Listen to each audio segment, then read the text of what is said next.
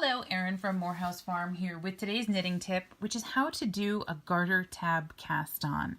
And this is the cast on that starts our rincon wrap.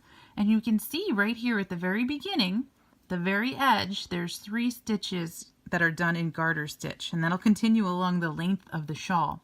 And why that's such an important start is it gives structure. It gives shape to the shawl that is going to be worn in this direction and carrying a whole lot of weight. So when you start with a garter tab, you don't lose that tension, and therefore the shawl has structure. Now, isn't this a really cool stitch? I absolutely love it, and I had a lot of fun playing with it. So I think you will too. Now the other thing to know about the garter tabs shawls is that they all end up with this little bump in the middle when you start, especially with the crescent shape.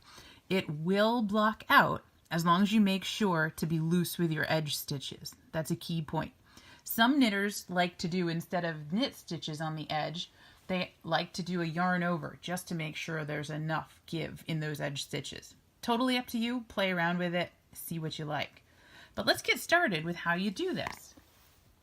So the first thing you need to do is cast on 3 stitches for this particular pattern and then knit 8 rows. I've done 7 here, so I'm going to do my last one, and it doesn't matter which style you're knitting in, but make sure you've got good even tension, not too tight, not too loose, so that it slides.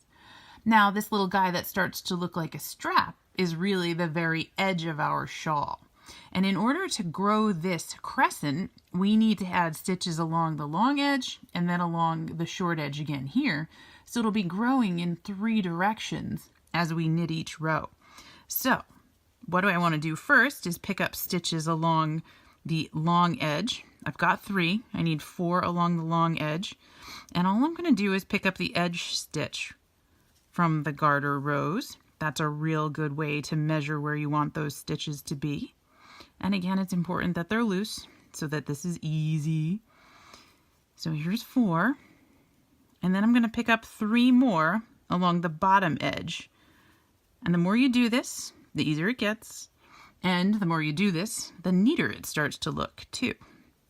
So there's number 2 for me on this short side. And then 1 more.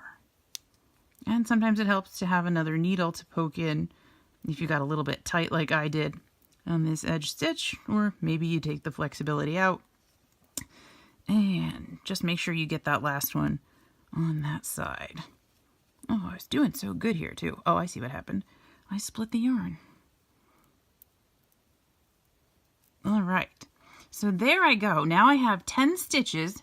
And you can see it wraps around the short edge, the long edge, and then the short edge again of my cast on garter tab. And if I take this off, you see, there's the beginning of our little baby crescent. So that's how you start a crescent shawl with a garter tab cast on.